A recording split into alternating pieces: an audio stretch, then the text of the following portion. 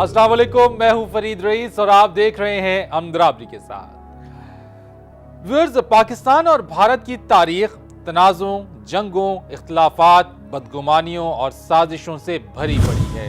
रियासत जम्मू और कश्मीर पर भारत का गासिबाना कब्जा सब नफरतों और मुखासमतों की जड़ है। ये एक ऐसा जख्म है जिससे हर वक्त और हर लम्हा खून रिश्ता रहता है। इस खुले जख्म पर मरहम रखे बगैर दोनों ममालिक में पक्की दोस्ती का ख्वाब महज दीवाने का ख्वाब है। लाख MFNs हो जाएं, कश्मीर का मामला हल हुए बगैर खित्ते में अमन और सलामती की तवक्को बेसूद है। सियासत के बाद दोनों ममालिक में अगर कोई कदर मुश्तरक है तो वो है क्रिकेट। लेकिन पड़ोसी मुल्क ने खेल को भी अपनी जागीर समझना शुरू कर दिया है। पाकिस्तानी नौजवानों से कसूर हो जाए या वो फांस लिए जाएं तो हर सजा उनके लिए जायज, लेकिन भारत की बड़ी से बड़ी गलती और जुर्म से आंखें चुरा ली जाती हैं। ऐसा ही कुछ विनोद कामली के बयान पर हुआ, जिसने इंकिशाफ ये किया कि 1996 वर्ल्ड कप सेमीफाइनल फिक्स था। इस धमाकेदार बयान पर बजाय तहकीकात भारतीय बोर्ड ने मामला दबाने की कोशिश की और तो और इंटरनेशनल क्रिकेट काउंसिल ने भी इसका नोटिस लेना शायद जरूरी नहीं समझा। इस सारे मामले पर हम बात करेंगे ICC के साबिक चेयरमैन एहसान मानी साहब से, लेकिन बात करने से पहले देखते हैं इस मामले के ऊपर हमाद अहमद की रिपोर्ट।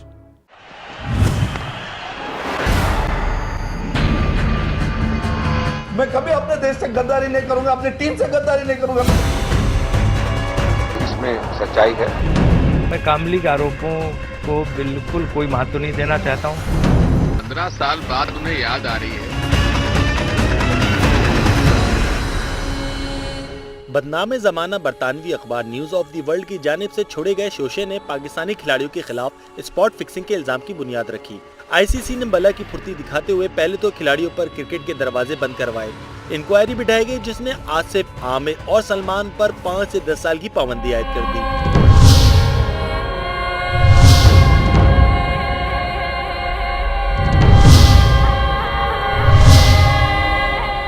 बात यहीं खत्म नहीं हुई, बल्कि बरतानिया में इन्हें 6 माह से 2.5 साल तक के लिए सलाखों के पीछे धकेल कर निशाने इबरत भी बना दिया गया।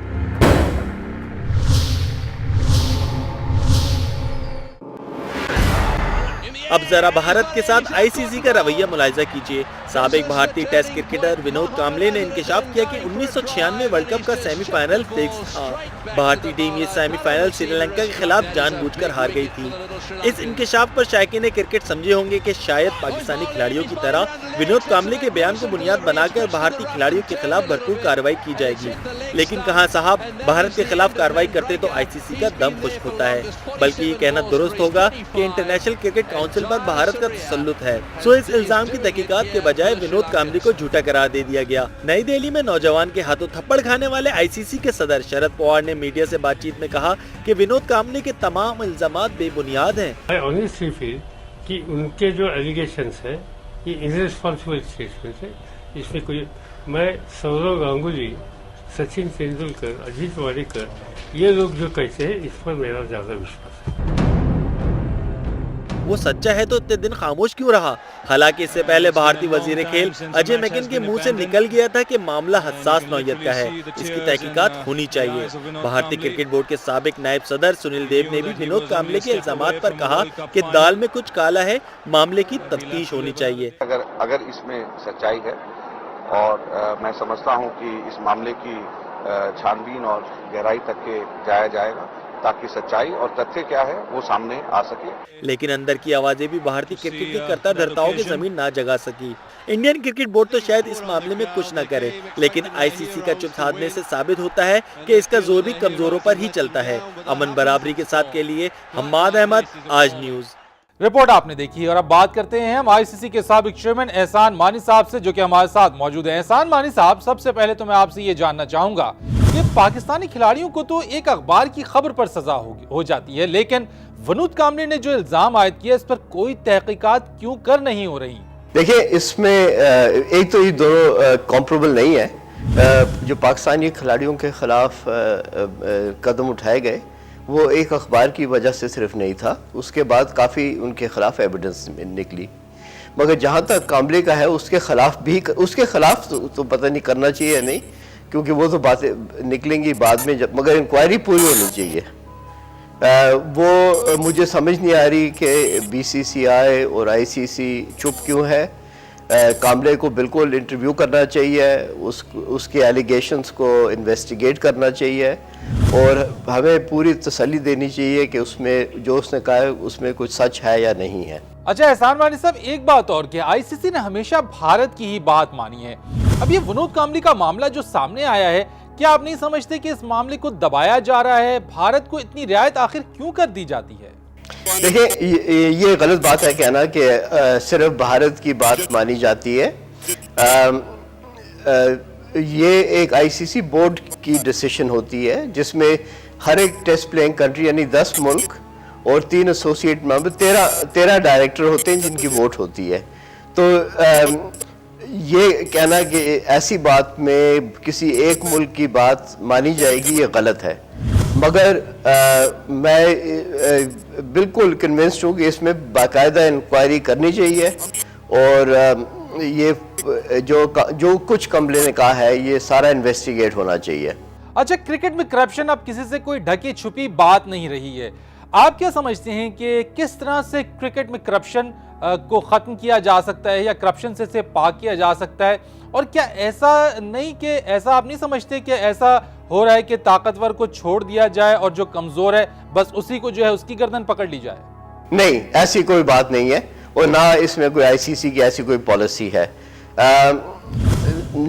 जो दूसरे मुल्कों में होता है, अब देखें पिछले सालों में ऑस्ट्रेलियन प्लेयर्स ने, खिलाड़ियों ने कई दफ़ा कहा है कि उन्हें अप्रोचेस हुए थे बुकी से, मगर फ़र्क ये है कि उनने एकदम अपने क्रिकेट बोर्ड को बताया और क्रिकेट बोर्ड ने आगे आईसीसी एंटी करप्शन यूनिट को बता दिया और जिनने बाकायदा उस पर इंक्वायरी की। जो हमारे प्लेयर्स हैं वो चुप रहे, इनफैक्ट वो इन लोग बुकी के साथ मिल गए और करप्शन में उनने पूरा हिस्सा लिया। ये फ़र्क है। एहसान वानी साहब, इस मामले पर आपसे मजीद हम बात करेंगे, हमारे साथ आप रहिएगा। व्यूअर्स, एक ब्रेक लेंगे और ब्रेक के बाद इस मामले के ऊपर एहसान वानी से बातचीत का सिलसिला जारी रखेंगे। Stay tuned.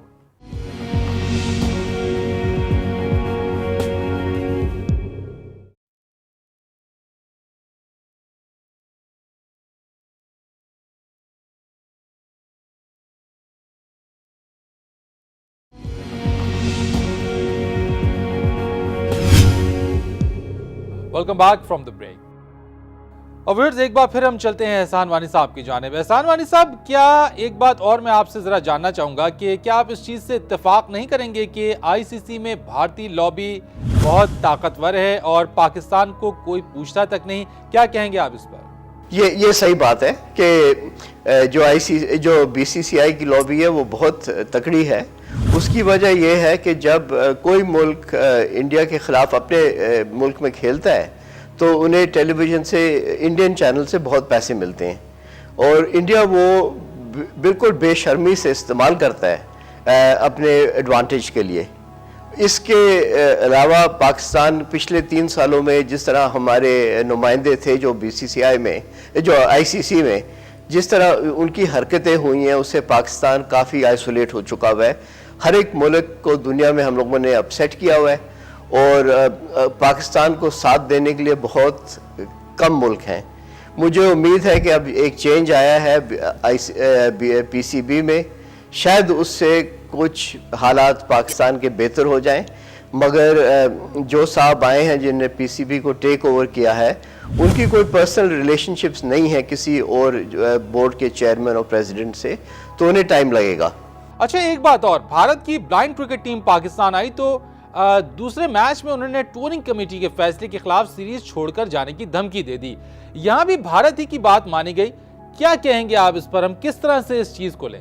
देखें, जहाँ तक भारत की सिचुएशन है, मुझे इसमें कोई शक नहीं है, बिल्कुल तसल्ली है इनफैक्ट कि उनकी गवर्नमेंट की पॉलिसीज बीसीसीआई रिफ्लेक्ट करता है। पाकिस्तान को इंडिया के पीछे भागना नहीं चाहिए और ना हमें उनसे मिन्नतें करनी चाहिए कि वो पाकिस्तान के खिलाफ खेलें। हमारी पोजीशन ये होनी चाहिए कि हम लोग तैयार हैं खेलने के लिए, मगर हम आपसे मिन्नतें नहीं करेंगे, हम आपसे भीख नहीं मांगेंगे। जब भी आप लोग तैयार हैं, you are welcome to come and play against Pakistan, चाहे वो पाकिस्तान में हो या न्यूट्रल वेन्यू में हो, जब तक पाकिस्तान के हालात बेहतर नहीं होते, मगर ये हमें बार बार इंडिया के पीछे भागना। अब ये नए चेयरमैन आए हैं इन्हें पीसीबी के, इन्हें भी कहा कि मैं इंडिया जाऊंगा, उनसे बात करूंगा। ये ठीक है, मगर ये इससे एक डेस्परेशन नज़र आती है पाकिस्तान की तरफ से, जो हमें बिल्कुल नहीं करना चाहिए। We should have self respect, we should deal with every country on a bilateral basis, कि हम लोग किसी के नीचे थले ना लगें। बहुत शुक्रिया एहसान मानी साहब हमसे बात करने के लिए। और व्यूअर्स, यहाँ पे लेंगे हम एक ब्रेक, और ब्रेक के बाद कुछ दीगर इश्यूज पर भी बात करेंगे। हमारे साथ रहिए।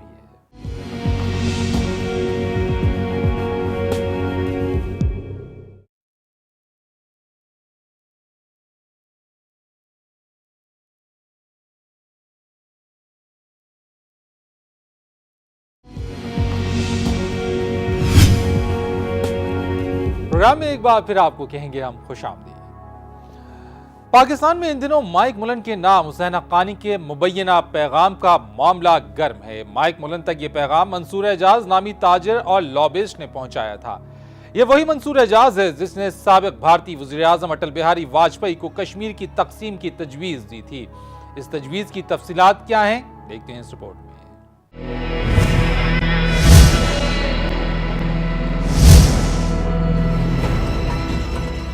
मंसूर एजाज ने पाकिस्तान में ऐसा जलजला पैदा किया जिससे पूरी हुकूमत हिलकर रह गई। अमेरिका में पाकिस्तानी सफीर हुसैन हक्कानी को इस्तीफा पेश करना पड़ा। बाज लोगों के मुताबिक वो छुपते फिर रहे हैं। नवाज शरीफ ने उनका नाम एग्जिट कंट्रोल लिस्ट में डालने की दरखास्त कर दी।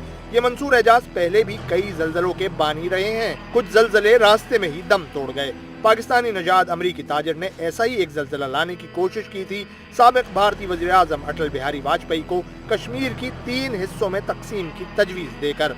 भारतीय अखबार द टेलीग्राफ ऑफ कोलकाता ने दावा किया है कि 1 दिहाई कबल मंसूर एजाज ने वाजपेयी हुकूमत तक रसाई हासिल करके ये तजवीज़ पेश की थी और दावा किया था कि उसे और उसकी तजवीज़ को अमरीकी हिमायत हासिल है। उसने भारतीय हुकूमत को बावर कराया कि वाशिंगटन का भी ख्याल है कि मसला कश्मीर के हल के लिए वादी को 3 हिस्सों में तकसीम कर देना चाहिए।